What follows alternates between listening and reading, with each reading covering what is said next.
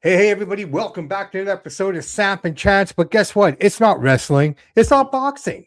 This is a brand new podcast that Chance and I decided to start. We're calling it Outside of the Ring. We want to talk about all the things that are happening in our lovely city of Vancouver, happening around the world. So, this particular podcast is going to be about everything and anything that doesn't involve wrestling or boxing. But chances are somehow they're going to sneak their way in. So, Chance, who's our first guest on this brand new endeavor of Samp and Chance Outside of the Ring? Today, we're going to take a deep dive into the stories behind the music that defined a generation. Today, we are cranking it up with a true legend from the Canadian rock scene. He is the bassist who laid down the unforgettable grooves, the platinum-selling hits, Wasting My Time, and Deny, Count on Me, my personal favorite. The man who helped The Fault become June Award winners in one of the biggest breakout bands of the early 2000s, fresh off reunions, new projects, sharing untold stories from the road. Please give a huge welcome to the one and only Dave Benedict from The Fault. Thanks for coming. Hey, Dave, thank you so much for coming on to the show. It's absolutely amazing to see you. Dave, in the world of professional sports, I always ask our guests this question to start things off with. And I always say to them, did boxing or wrestling find you? But I believe, as you can see behind me, music is in all of us. Absolutely. It's something that we're all born with, right? It doesn't matter. I guess what changes is where does the music take you? Who does it pull you towards? So my question to you, brother, what direction did music pull you into to make you to where you are today? Oh man, it's a funny question actually, because I grew up in a house that didn't have music. It was really bizarre. My parents didn't listen to music at all. We didn't have a record player. We didn't have a tape player. We got those things when I started getting into music. But the funny thing is that I came home. I was in grade 4. Mm-hmm. And I came home and my dad asked me if I wanted to take drum lessons with him. And, like I said, music wasn't on my radar. I hadn't discovered it yet with my friends or anything like that. I was too young, but still the thought of the drums, I'm like, oh yeah, that sounds cool. And just something to do with my dad. Right. So him and I, we took drum lessons together for a while until he decided it wasn't for him. And I continued on with it. And then, in and out, I was, not really invested, being in grade 4 and everything, right? I would sit there and read comic books while I'm practicing, right? So I didn't really get into music until I was probably like grade 7. And it was one of the guys that I took drum lessons with. So my dad and his dad, they would both trade off because our drum lessons was from a teacher and he was outside of town. So one of our dads would have to drive. So one week my dad would drive, the next week his dad would drive. And his dad was super cool. He listened to like everything his kid listened to, right? And loved it. Like he was into Motley Crue and Poison and Guns N' Roses and Def Leppard and like all these. They introduced me to all these bands, and it was Pour Some Sugar on Me that just kind of it kind of clicked, and I was like, whoa, what is this? Like, this is cool. So, and that in between horror movies as well. I always cite the movie Trick or Treat. I don't know if you've ever seen it. Yeah, to be fair, yeah, I'm you not a horror guy. Oh, okay. Well, if you're not, then it might pass you over. But it was a movie from the 80s, and it was about a rock star. It was about this kid actually who was he was a misfit in school, and he worshipped this rock star named Sammy Kerr. Okay. And Sammy Kerr ends up dying in a freak fire accident. And this kid's so bummed out about it, he ends up going to the local radio station, and the DJ at the radio station is Gene Simmons. That's cool. And he gives this kid the last record the last Sammy Kerr record, and the kid ends up bringing Sammy Kerr back to life through this record by playing it backwards. So it was all that stuff from the 80s that was just so, oh, taboo, the devil's gonna get you if you play your music backwards on a record, right? Yeah. And so then he starts getting revenge on all these kids at school and stuff like that. And the band Y&T did the soundtrack for that movie, and I just thought it was so cool. And so yeah, between those two things, that's a long roundabout, long-winded story on how I got into music. But that's how I got into it. Now I gotta watch that movie now. The way you described it, I gotta check that movie out now. Yeah, you gotta watch it. You gotta see it. It's great. Awesome. So. Oh, and Ozzy's in it too. So. Cool. Very cool. Very cool. Very cool. Yeah, so he plays the TV evangelist. Right? Very cool. Yeah, no, unfortunately, I grew up in Ladner at a time where Ladner wasn't developed. So it was a lot of farms and, houses spread out sporadically. And those were the good old days where you could still rent videos from the corner store. Oh, yeah. So I rented The Exorcist, and that was it. After that, I never watched horror again. I just couldn't do it, man. I couldn't do it. That was the first horror movie I watched too. And it messed me up. Like, yeah, I'm surprised that I got into horror movies after that, because it physically made me ill. I was so terrified of it. Well, I think that's what drew me into it, though, right? It's like It's like roller coasters and stuff like that. It's like, why do we do these things? Like, why is it that we feel this need to be scared, or adrenaline? Just talk. Yeah, it is what it is. Yeah. So what made you decide to go from the drums to the bass? Well, I started after like grade 7. That's when I really started getting into music, like I said. And then my dad, once again, he took me to go see Aerosmith. He was driving a bus full of kids to go see an Aerosmith concert. So after that, man, I wanted to be in a band so bad. And I started playing the drums in bands, and I wasn't good. So, and I also didn't want to be behind the drum kit. I wanted to be out front. I wanted to jump around. I wanted to act like a maniac, and I wanted to be able to see the people and the people see me. I didn't want to own a station wagon or a van for the rest of my life and cart around a drum kit, right? Instead, I wanted to cart around a big bass cabinet. But it was one of the guys that I went to school with, and he was in our band, and all of us, we were all into the glam scene, right? So, we all had the long, big hair, and then our bass player, he looked like one of the new kids on the block, and and he prided himself on that, right? And we were just like, oh man, that's so not cool, right? And he left his bass at my place, and I just started picking it up, and that's just kind of how it started. Do you find that being a drummer made it easier to be a bass player? Because you can see behind me, I'm a drummer as well. And for me, I always found that my bass player was my best friend on stage or in rehearsal.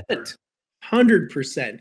Like it all of it is relative, right? It's all rhythm, and you know what? Like I really truly feel that that helped shape how I approach the instrument and how I look at it, for sure.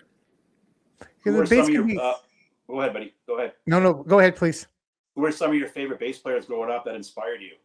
Oh man, well, like I said, when I started listening to music, it was all the glam stuff, right? So, Duff McKagan, he was definitely one of the, today I still love his tone, and he's still such a great bass player. Kyle from a band called Bang Tango, he was playing like slap and pop stuff over like the glam metal stuff, which was really cool. And then I discovered the Red Hot Chili Peppers, and after that just blew my mind and the doors wide open on everything, right? That was when I discovered what is outside of rock and roll even, right? because I started listening to, when I get invested in a band, I really dive deep, right? Like I'm a music nerd. So like I really like to know what makes a band tick. And I like to know what their influences are. So I started, listening to interviews and all this kind of stuff. And those guys were into Parliament and James Brown and this world that I had no clue existed, Sly and the Family Stone. And then when I got into it, I'm like, well, being a bass player, like, holy crap, this, rock and roll, what? I look at Flea and Les Claypool as two pioneers of modern day bass, man. Like they're the ones that brought it to the forefront and really made us look at it like it was its own instrument, not just, something that a failed guitar player picks up, right? Mm-hmm. Did you ever get to meet Flea when you were traveling around and playing all these different shows? I sure did. Nice. I got to I got to meet him. It was the By the Way tour, and I got to stay on side stage, which was absolutely sick. And then I got to meet him and the rest of the band. My first daughter, her name is Zari, and I named her after Flea because Flea's last name is Belzari. I took the Y. Cool. Yeah, I took the Y off of the Belzari, shortened it up to just Zari. And so I got to tell him that, and I gave him a little baby picture of her, and he signed that for her. That's cool. That was pretty cool. And then I got to meet him again just a few years ago when his book came out, and he did a book signing down in Bellingham. And so I took my son down with me, and we got to meet him. I made this every year. My family, we make a customized Christmas card, and it started out with we all dressed up as Kiss from the Dress to Kill album cover, right? And we said Merry Christmas on it, and so everybody loved that card. So then from then, and man, I can't remember what year that was, but since then, because I'm also a graphic designer, so I started making these cards, these Christmas cards, and one of them I made was the Blood Sugar Sex Magic album cover, but I put all of my family's faces in it, right? So I got everybody to pose and do the thing, right? And, that's cool. And so I gave him the Christmas card. And I was like, hey, Flea, I got a card for you. And he looks at it and he opens it up. He's like, oh, it's a little bit late, huh? I go, yeah, you didn't give me your address. So, I had to track you down some other way. That's hilarious. Absolutely funny. So, Dave, you're from Ontario. I am, yes. How does a good boy from Ontario end up on the wild streets of Vancouver? Well, a girl. And that's said tongue in cheek. It all because of a girl. That's always the case, right? Yeah. So yeah, I had just finished grade 12. Yeah. And I met a girl, and I fell head over heels for this girl. And her mom decided that 3 months into our relationship, her mom decided that she was going to move to Kelowna. And I was gutted. I'm like, oh man, I just found the girl of my dreams, and now you're taking off on me. I'm like, oh, this isn't cool. I said, can you stay? And she's like, I can't. My dad was just recently killed in a car accident, and I need to be there for my mom. And I was like, I respect that, like family first, right? And she said, well, why did you think about coming out west? And I was like, yeah, I think I could try that out. And so I packed everything up, and I jumped on a plane, and I flew to Vancouver, and then I got on a Greyhound, and I drove to Kelowna. Oh, yeah. And I remember coming over the hill in West Bank. It was West Bank at the time. Coming over West Bank and seeing all the lights of Kelowna and just going, holy shit, I've moved to the big city. Where were you in Ontario? I grew up in this little town called Owen Sound. Okay, I know Owen Sound. Yeah. So Yeah. it's Okay, little, that makes more sense now. I get it. yeah, it was a little town of 20,000, you know, I was a farm boy. Sure. And, you know, like it seemed so big to me at the time. Mhm. And, you know, I laugh about it now because when I go back, I'm just like, oh man, like, you know, after traveling the world and seeing New York for crying Yeah. out loud, right? I'm Yeah. like, Yeah. oh, geez, that's embarrassing. You know? I know nothing's embarrassing, man. It's always first experiences, right? That's what makes it beautiful. Yeah. Absolutely, absolutely. You know, just so innocent and you know, just Yeah. not So- knowing what was ahead of me. You know, it was scary No. and exhilarating all at the same time. Oh, yeah. Absolutely. So how did you meet the band, the boys from Default, and how did you guys get to your first record so quickly? Well, I worked with Jeremy. So Jeremy, our guitar player, him and I both worked for Coastal Ford in Vancouver, and his dad worked there as well. And it's kind of funny how it all worked out because the band that I was in at the time, my singer's girlfriend's dad worked at Coastal Ford, and I was working in a kitchen. I was working at Swiss Chalet at the time, and I hated it. And I wanted to get out of a kitchen, right? And so he told me he was a manager. He was the manager at Swiss Chalet. We both worked at the same place, and his girlfriend's dad told him that there was a job opening at Coastal Ford for a parts driver. And he didn't want to do it because he had a manager job. So he had a pretty decent job. I was like, I'll take it. And he's like, yeah, man, go ahead. So that's what I did for a while. And then Jeremy and I, we just started talking. He was a parts driver for the downtown, or no, I was downtown and he was Burnaby. And Sure. so our vans would meet at the Burnaby warehouse. And whenever we met there, we would always talk music. And it's funny because Jeremy filled in for me when I went on my first tour with my band, and I went to Winnipeg and back, and we opened up for Platinum Blonde there. And I was like, oh man, we're on our way. You know, we've got management, you know, things are happening. I got my first tour. This is great. And then by the time I got back, Jeremy and the boys started recording with Chad. And it like happened overnight because Chad brought them into the studio, and then he took the recordings to CFOX, and then denied, you know, they got onto Seeds, and then all of a sudden things started moving. They're on the radio, and so all of a sudden, you know, I'm going like this, and then all of a sudden Jeremy's band just took off like right out from underneath me, and I was like, whoa, how'd that happen? And I went and saw those guys play at the Commodore when they did the Seeds, the Seeds show. Yeah. And I remember thinking, man, these guys are great, but geez, they sure could use a bass player. and then they came, or Jeremy and I think it was Dwayne. I think their old bass player. They came and saw me play, and we opened up for Noise Therapy at Champagne's. And man, you're taking me back. I know. They're all condos now. yeah, I know.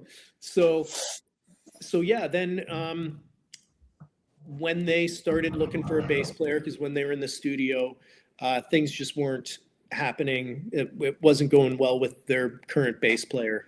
So Jeremy called me up and he asked me if I'd join, and kind of the rest is history there. My third rehearsal with those guys was in Danny's bedroom, and it was in front of Jonathan Simpkin, who owns 604 Records with Chad, Chad Kruger, and Lenny Johnson, who was the A&R guy, or the A&R guy for TVT Records, who we ended up signing with.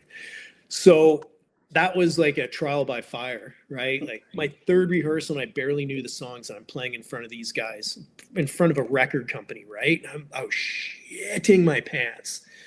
And luckily it worked out. The record label took us out for dinner that night, got us hammered, and I was like, oh yeah, I'm in, you know, and there we go. That's that. Then the record label, the the majority of that first album was recorded without me. Okay. So when I joined, the record label wanted to put us back into the studio to see if we had anything else in the tank. And that's when we recorded Sick and Tired, Live a Lie, and Wasting My Time, which were all, those were 3 songs that we developed and wrote when I joined the band. So they all turned out to be singles too. So, luckily for me, the record label threw us back into the studio. Luckily for all of us, because that's where Wasting My Time came from, right? Well, you brought it up. I got to say it. Wasting My Time has 79 million streams. That song right there took you guys around the world. Is that fair to say?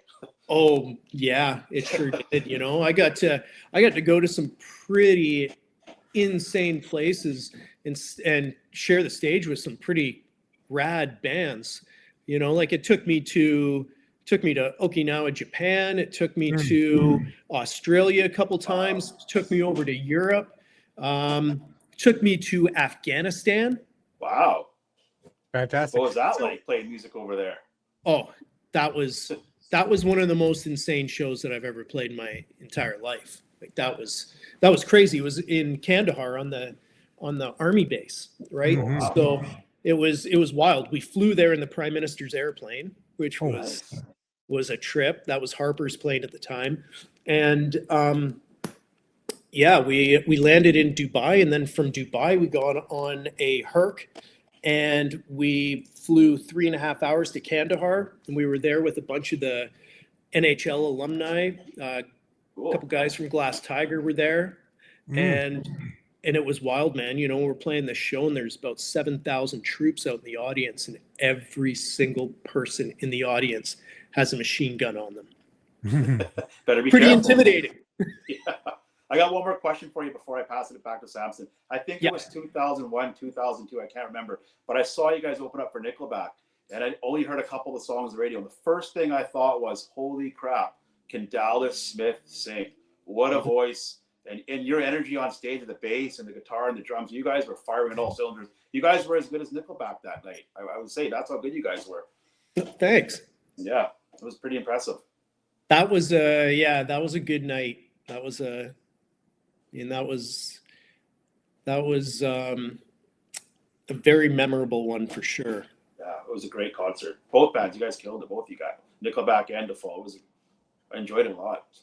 Yeah, we were really lucky, man. We got to ride that wave along with them, right? Like Silver Side Up was blowing up at the same time that the Fallout was blowing up, right? So we got to, sit shotgun basically with Nickelback while they became the insane stars that they are now, right? Like it was, it was something to witness. It was really cool to be that fly in the wall, or even, we were one of those flies. So, it was cool to be a part of that, because it's a bit of a part of musical history, right? Like, oh yeah, How You Remind Me is the #1 most played song, I believe, ever. Is it not?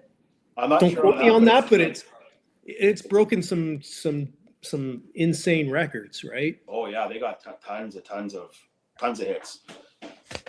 So Dave, Wasting My Time. I was watching the music video, and the first thing that came to my mind, 2 things: who's that girl? And number 2, why was it shot in Toronto? Well, that's where our video producer lived. Noble Jones is his name. That's, I guess that's where, he has all his contacts and everything. It was, man, I'll tell you that video was a trip. That was the very first music video that I've ever made, right? Like I played in lots of bands before that, but we never recorded a proper music video or anything. So going into that one, and that one being the first, it was crazy. It was like it was this massive, huge green screen room. It was, the big psych wall. But it was huge, like massive. And, they had the big cranes there and everything. And it was like a 14-hour shoot. and it was a 2-day shoot. And by the end of it, man, my legs, I was so crippled from jumping up and down. And I'm only in the video. I'm not in the video very often either. I'm like, man, I really beat myself up for that. It's in the moment though, right? It's all about being in that moment. So I don't even know if this is a question or if it's just something that I'm wondering. And I'm going to ask you. So I asked this with all humility. At the time that you guys were out there, Nickelback was out there, Theory of a Deadman was out there, Creed was out there. Can you see where I'm going with this? All your guys' sounds were very, very similar. How did you guys deal with that criticism of people being negative and things like that towards that aspect of it? Because really at that time, you guys were all together in this one, post grunge kind of everything, and you all kind of sounded similar. It didn't sound the same, but the sound, do you know where I'm going with? Yeah. I mean, it was. Is that a fair question? Yeah. Oh, absolutely. Absolutely. Okay. We had a bit of a hard time with it at one point, because, I mean, Wasting My Time, we got criticized a lot because Chad did produce that first album too, right? So, I mean, his fingerprints and DNA is all over that record. Right. So inevitably, it's gonna say, that you're gonna hear the similarities, right? Same with Theory of a Deadman's first record. Chad produced that, so his DNA is all over that one too. But the thing that really, I guess, the thing that really kind of got us at that point was the fact that Chad didn't have anything to do with Wasting My Time. Right. He didn't help co-write it or produce it or anything. And that was our biggest song, right? But at the same point in time, to be compared, I mean, you're gonna be compared. It's just gonna happen no matter what band you're in. Yeah. And no matter how original you are, you're going to be lumped into a scene, you're going to be compared to somebody else. That's the first question that anybody asks, right? If I introduced you to a new band today, I go, oh man, Sam, you got to hear this new band that I just heard. You'd be like, whoa, who do they sound like? Right? Yeah. That would be your first question. Well, what do they sound like? Who do they sound like? So, you're going to get those comparisons, but, sometimes, it was a little difficult to hear because when I think of bands anyways, I always think of like the front man. They're the ones that are, the leader of the group, the voice of the group. And when you listen to Dallas's voice as opposed to Chad's voice, they're two distinctly different voices. Oh, it's night and day. No, absolutely night and day. Right. Yeah. So, but you've got that. You also have that crossover with the music and everything too. So yeah, it does blend a little bit, but hey man, I'd much rather be compared to the Titans like those guys. Yes. Or be compared. Yeah. At all than not be compared and nobody gives a shit and nobody knows who you are. Absolutely. And Dave, the reason I asked that. Go ahead, buddy. Yeah, sorry. The reason I asked that question is because the one thing that we really want to kind of, amplify on this podcast is how people deal with negativity in a positive way and what they can find out of that negativity. Like, we are big believers in finding that nugget of gold in something negative and making it into something better, right? So that's why I was curious about it. And, I've never had the opportunity to meet any of you guys before. So seeing this was the first opportunity I had to ask the question. Yeah, no, it's a great question. And, I'm a firm believer in that as well, right? Like, I've had a couple tragedies in my life, as everybody has, right? A couple of weeks ago, I just lost my father-in-law, and in moments like those, it's the same thing, right? You got to find, I call it finding the silver linings. Sure. Right. And there's always a silver lining. Always. Mm-hmm. You just have to dig deep sometimes, right? Sometimes it's not right there.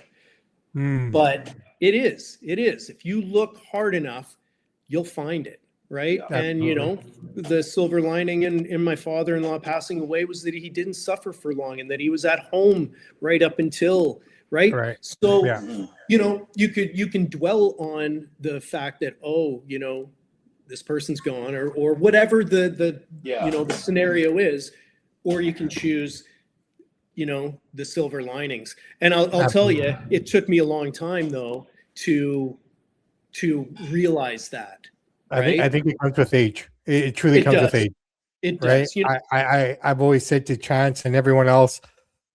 In fact, I think I said it today, this morning on our other show. You know, I said that the things that our fathers teach us, we don't realize till we're much older. oh, 100%. Yeah, I don't know how many times I've said to my parents, "I'm sorry." You were Absolutely. right. Yeah, right. I get it. So Take it away, Dave, Chance. what is it about the song "Wasting My Time" that strikes a chord with everybody at your shows, on the radio? Is it the raw emotion? Is it, you describe it to me? There's something about that song. It's got that magic feel to it when you put it on. Yeah, well, you know what? I got asked this question not that long ago, and man, I wish I knew that answer because I'd love to. I'd love for us to write like 8 more of those. You know, I would say the bridge and the chorus. I think Those are the first things that got me. Yeah, I think that it's a bunch of things. You know, Mhm. like I think that it was the fact that when we wrote that song, that was right when I first joined the band. So we were all like, man, we were excited. You know, we were, and we were just like, we were in this zone at that point, right? All we could think about was music. All we could think about was creating and the love that we had for one another, right? Like it hadn't been tainted by anything yet, right? So it was this brotherhood. And we also didn't know what the hell we were doing. You know, we Mhm. kind of did, right? Because we were taking notes from Chad, and Chad taught us, you know, song structure and all this kind of stuff. And, you know, we cut our teeth and stuff like that in other bands and learnt stuff. But, you know, it was right then when we were just starting to hit that creative, like, oh, you know, we can make music that's cool and that's also catchy, you know. Mhm. But it was raw. You can hear it in Dallas's voice. Oh, Dallas yeah. had only been singing. He's been singing for less than a year at that point, Wow. right? Like this was his first record. This is the first recording the guy ever recorded on, and it sold over 1 million records. But you can hear that in his voice, right? Like if you listen to that "Wasting My Time" and then you listen to the "Wasting My Time" that we did in 2018 for the Recuts album, Yeah. it's a different singer, Evolved. right? It totally has. And he's got more control now.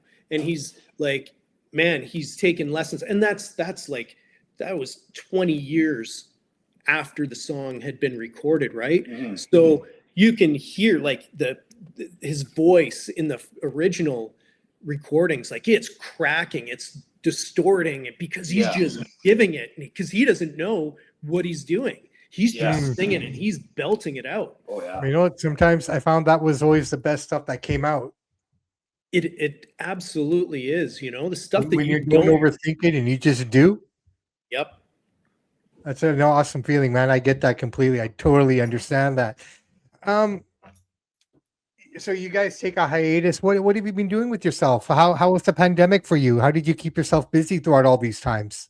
Oh man, well actually, you know what, the pandemic was good for me. I got this gig writing music for a video game. Both Sweet. Danny and I did. Yeah. So I do, like I was telling you, I'm a graphic designer as well.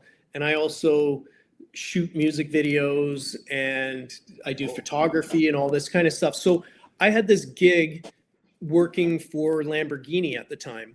Okay. And I was doing like some lifestyle video shoots for them. And I met this couple on one of the shoots, and they got to talking to me because they found out that I played bass for Default, and they wanted to pick my brain. And they were like, hey, we're writing a video game, and we really need a hit song for this game, but like we can't license one. We need to have one written for us. Would you be interested? I was like, yeah, let me talk to my buddy. He's got a studio. Let me ask him. And so I went to Danny and I was like, hey, Dan, you down for writing some video game music? And he's like, oh man, I don't know. He's like, I don't need the exposure, like it's because you hear that all the time in the business, right? Like, oh yeah, we don't got money for this, but trust me, this is gonna be big, and we'll put your name here and put your name there. I'm like, oh no, man. I'm like, listen, I met these guys on a Lamborghini run. They've got money. They're willing to pay for this. And I said, check out the first video game that they wrote. There's a game called The Forest. I don't know if you guys are gamers or not, but The Forest. I've not played it, but I've heard of it. Yeah, that is it. It's the biggest independent video game release in history. Oh wow. Okay. Cool. Yeah. So I think that they're like they don't quote me on this. You probably look it up though. Around 20 million or something like that, that they sold. Oh, cool. So they sold that many units of The Forest. So the game that Danny and I wrote for it is a video game called Sons of the Forest. Wow. That's a big game. Yes. Yeah, that one's like, last time I talked to them, it was 13 million sold. Yeah. Wow. So it's well over that now.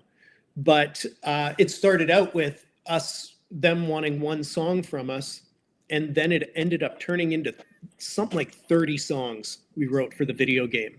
So our music is all throughout that game. So it's like whenever you jump into like a golf cart and turn on the radio, one of our songs will come on. We wrote music for a pretend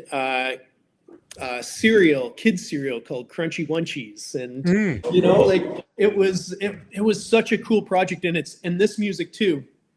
Go check it out. I will. But it's so different from, like, you'd be like, these are the guys from Default. Like, speaking of video games, NHL 2003, yes. I believe. How did that happen? That happened through John Simpkin. Oh, okay.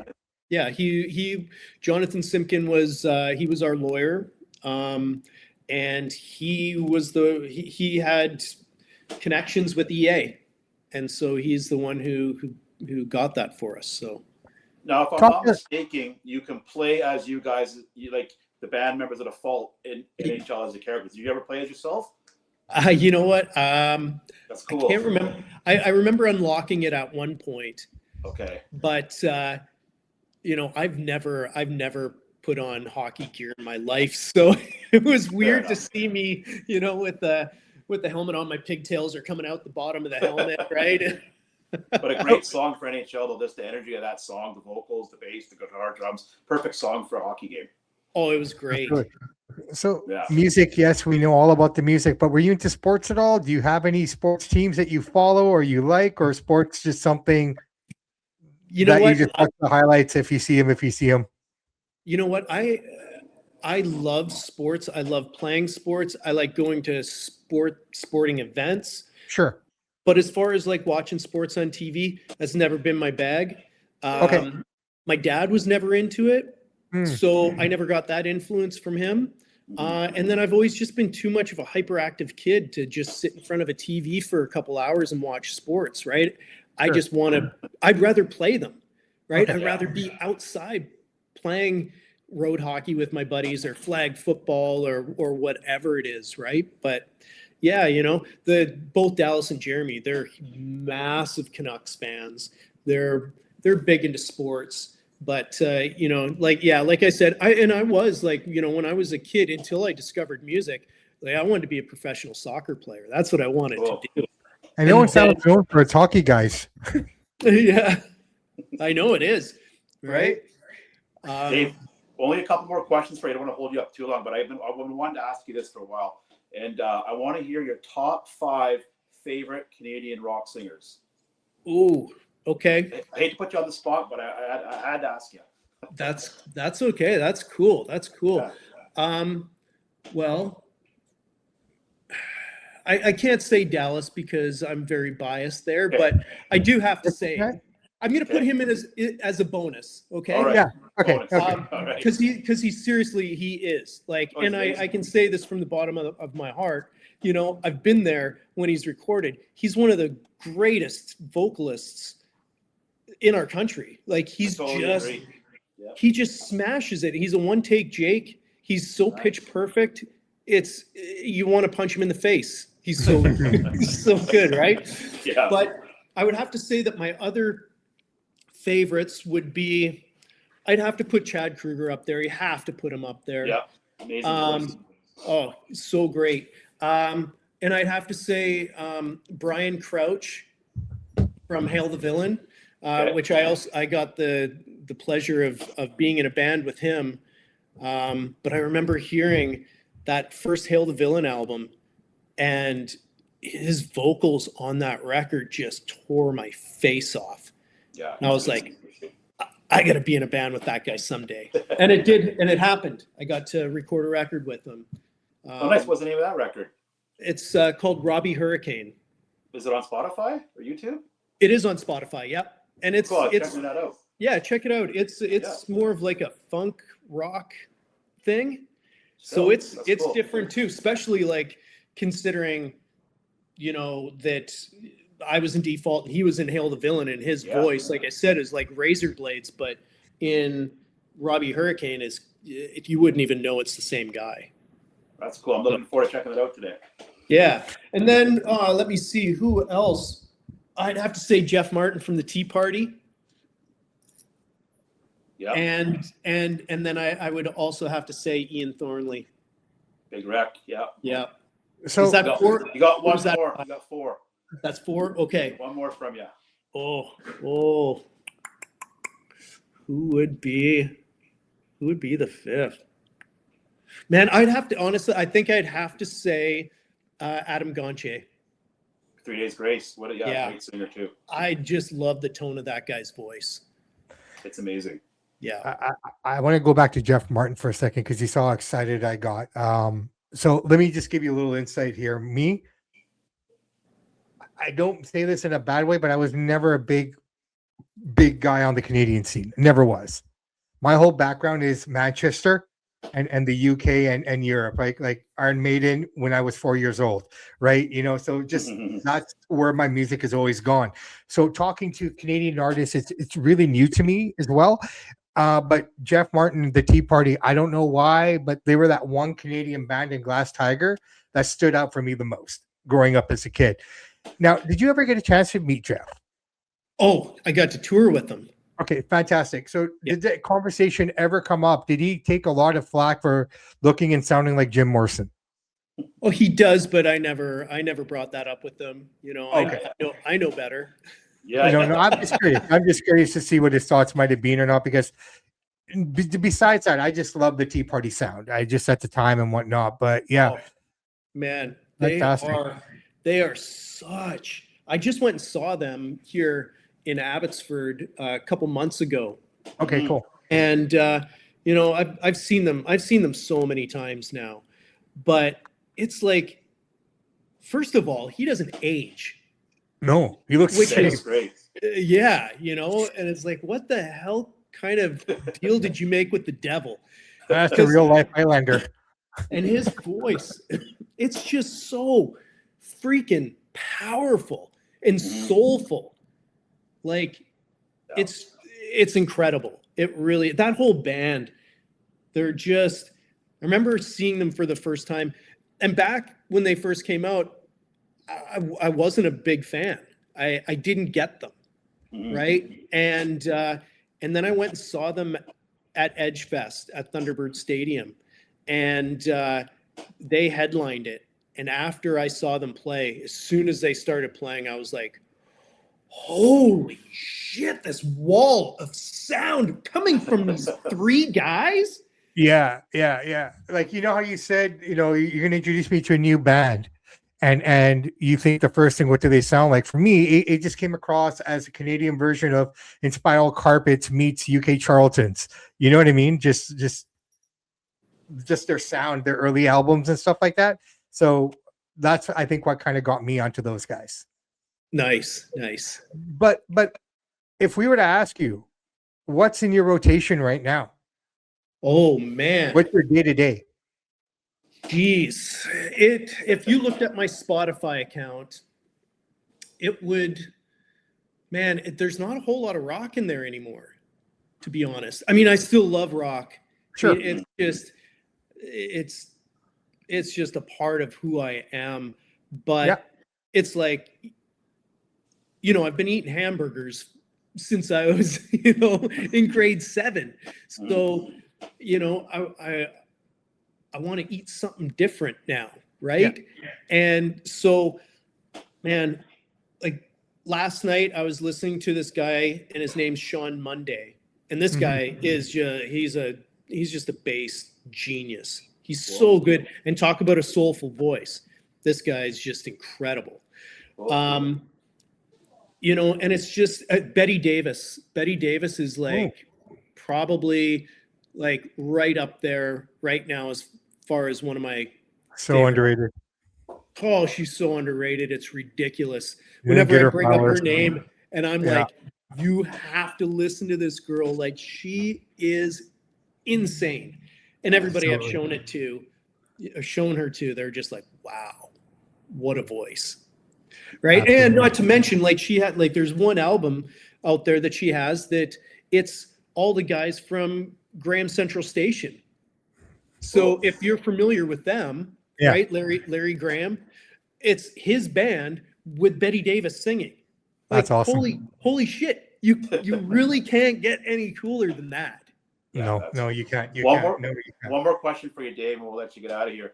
I was watching some YouTube videos of you guys on the Summer 99 tour with Creed. You guys look and sound amazing. Your energy on stage, Dallas's voice, the guitars, the drums. What was that tour like, Summer 99 tour on the cruise with Creed? Like, what was that experience like? Man, it was so awesome. Yeah. Like, it truly was incredible. Like, we've toured and played with pretty much every band that was on that boat. Cool. Right. So it was like a big high school reunion. And, I've grown to love all of those bands and all their music. Right. So, just to be in that environment and talk about, like, what a cool experience that is. I mean, that was a cool experience for me. But as far as a fan experience goes, like, holy shit, how cool is it to be stranded on a boat with all your favorite rock stars playing all your favorite music, and then you're mingling with them, right? I love that idea. Yeah, I'm sitting there and I'm watching Creed, and I'm standing beside the guys from Lit, hanging out with my boys from Hinder, and like, it's just the guys from Seven Dust, they were on our label, they were there, and it was it's just so cool. You turn around, it's like, whoa, hey, there's that dude, right on, So, for a fan perspective, it's like, there's nothing else like it. You go to a festival, you don't get to meet all the bands, you don't get to mingle, you don't get to hang out, right? Yeah. Like, but you do in a scenario like that. Very cool. It was great. I know Chance said last question, but I have one more question. When you look at the Vancouver scene in particular, the West Coast scene, let's call it that way, right? Because how influential were, like, the Headstones and in 54 Orange in terms of development for you? 5440, sorry, and like the Headstones. The Headstones aren't. They're not a Western band. Those guys are from Kingston, right? Oh, I apologize. Okay. Yeah. But in terms of Canadian influence, though. Yes, absolutely. And you know what? To be honest, growing up, I wasn't so much into the Canadian rock scene either, right? Okay. A lot of the bands that I was listening to, they were all from the States or from Europe, or, you know, so, you know, the Headstones, they kind of, you know, glazed by me. I like them now. I dig Sure. them now. Sure. You missed them in the 90s. I did. We played the Commodore with the Headstones. Okay. And, Cool.